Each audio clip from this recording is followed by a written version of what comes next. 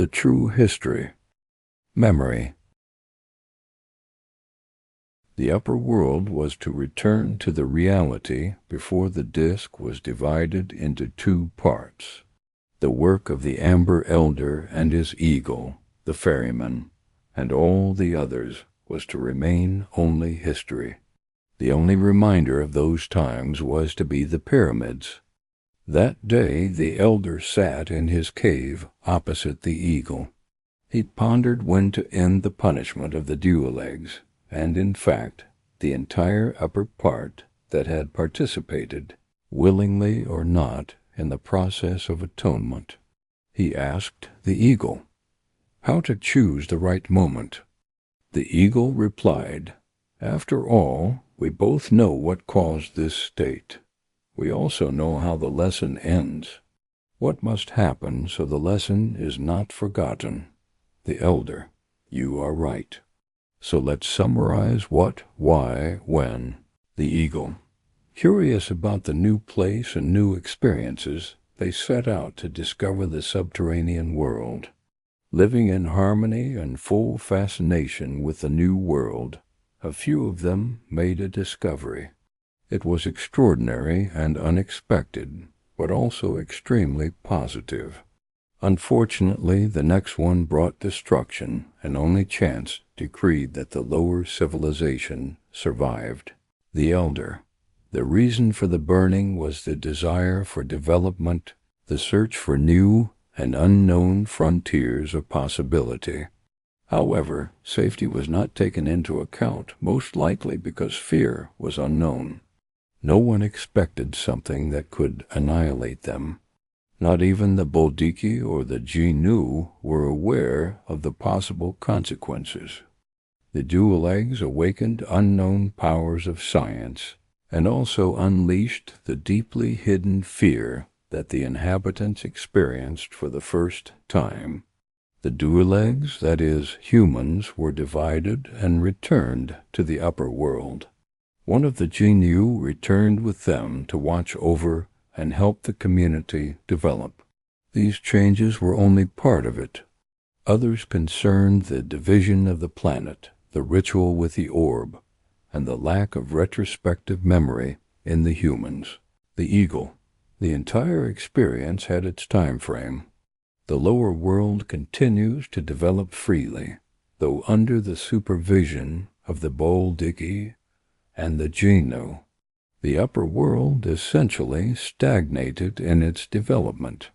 When the return to the state before the fire would occur was predetermined.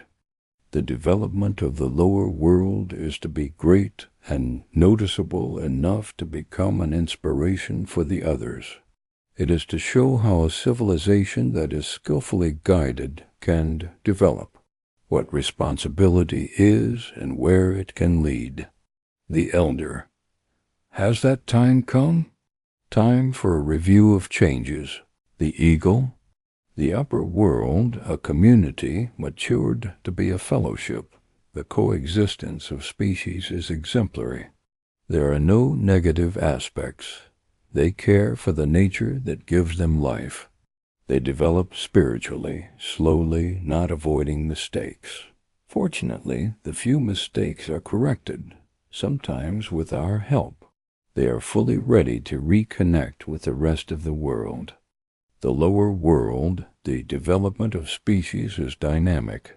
Most have already achieved telepathy, preceded by the creation of a common language. The Boldiki perfectly fulfill their role. They not only live in full symbiosis with nature, but also with each other.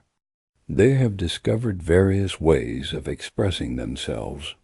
They can bring abstraction into their three-dimensional surroundings.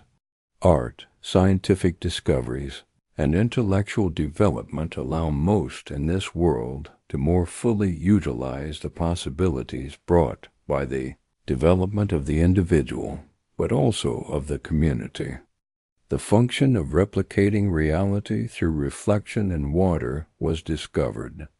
Based on this, a mirror was constructed, and technology allowed for the production of the desired quantity. Everyone was fascinated by it. This, in turn, caused a flourishing of services related to the broadly understood beauty industry, improving hairstyles, changing colors, styling, etc., added dynamism to development. Species developed specializations that characterized their specific capabilities. Thanks to this, the community could fairly share the duties they had in maintaining their world in harmony. Those who provide various services are an integral part of the community, building the next stage of life enrichment. This ecosystem is based on cooperation, selfless, without a shadow of greed. This feeling was not built in. No one developed on the backs of others. Everyone contributes something positive, which is optimistic. It seems that by restoring the old order, we will help integrate the entire disk. Then we will move on to the next project, integration. The project of connecting the worlds began. The upper world. The genu was instructed about what would happen. His task was to introduce everyone to what was about to occur.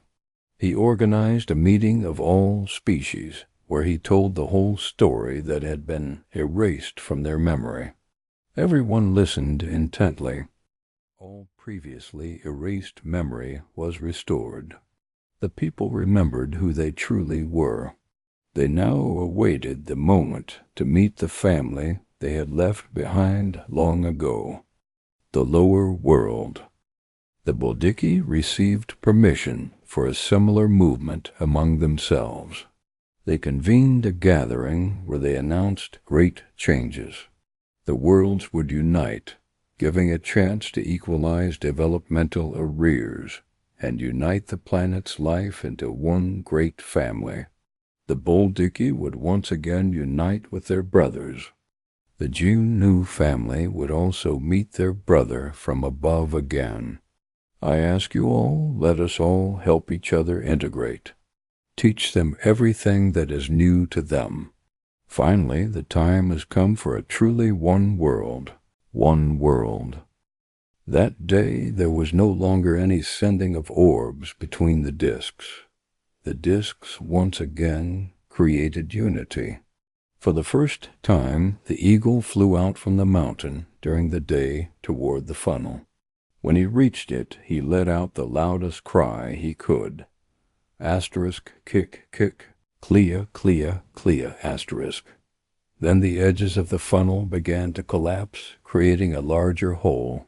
Now the descent to the lower world looked like a gentle slope down which the river flowed, and beside it was enough space for the inhabitants to calmly enter or exit.